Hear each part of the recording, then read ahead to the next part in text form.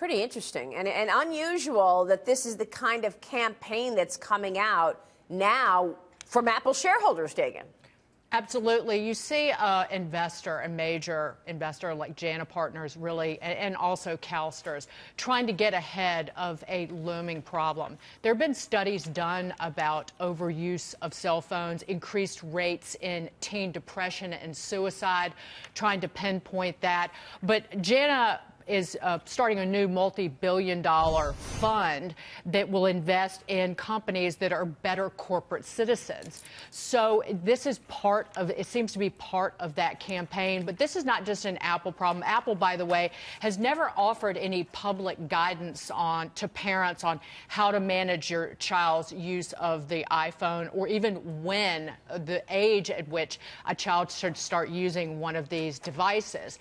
But Apple has in the past, they just rolled out, I think it was last year, the do not disturb while driving feature within the phone. So it remains to be seen what Apple will do in response to this letter. But it's a problem for Google. As you pointed out, it's a problem for Facebook and Snapchat. And Facebook has also stepped up with Mark Zuckerberg has made comments recently pledging to make sure time spent on Facebook is time well spent and encourage meaningful interactions.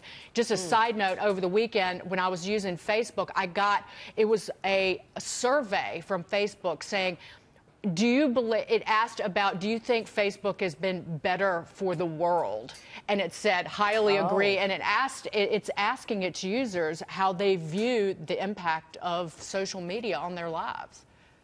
Yeah, I mean, there's the social media impact. And Lauren, didn't you do a piece recently about how close your phone should be or far your phone should be just from where you're sleeping? When they invented all of this technology, they thought about how it could impact us, but I don't think we really imagined that we would be so close to this device at all times. And what these investors are saying, and I think what a lot of people are thinking, is we don't want Apple or any other company to say, don't use this device, but basically say, hey, you know, this is a Big Mac. A Big Mac is bad for you. For these reasons, you might want to go with broccoli instead. So for Apple's sake, maybe say, hey, parents, kids should be at least X years old before you give them a device, and then limit their use of that device to this amount of time.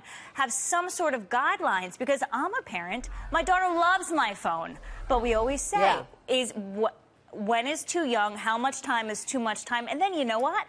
Other people say, well, the kids have these devices in school, so isn't it good for them?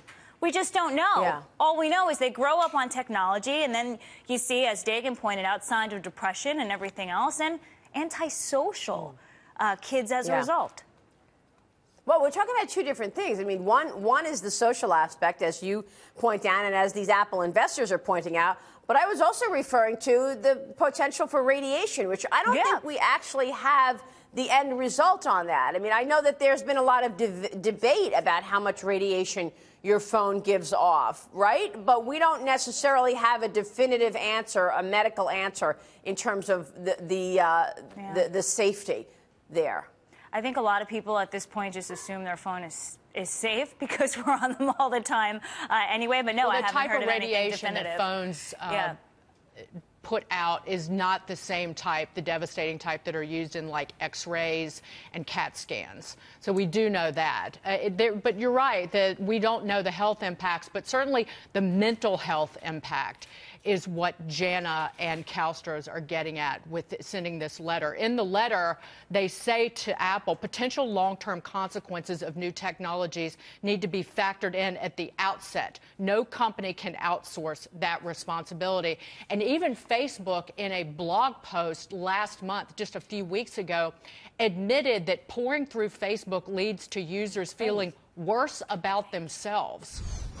That they're actually doing psychological research or studying this about the impact of how people, how these social media sites, how being on the phone all the time, how it actually affects your mental health.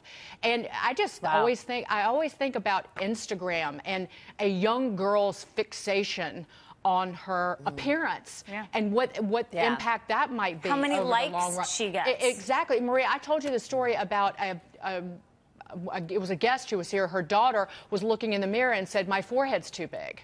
She was like 12. Oh. She wasn't even a teenager. Right. And you have to wonder, what is the impact of seeing all these airbrushed photos all day long, every day of your friends and celebrities, what that might do to a young woman's psyche. And if companies can get ahead of all of this, that's good for shareholders in the end. Because let's just say we get some sort of regulation and Facebook and Apple and the others are ahead of the curve. It's better for investors and shareholders in the end, in my opinion.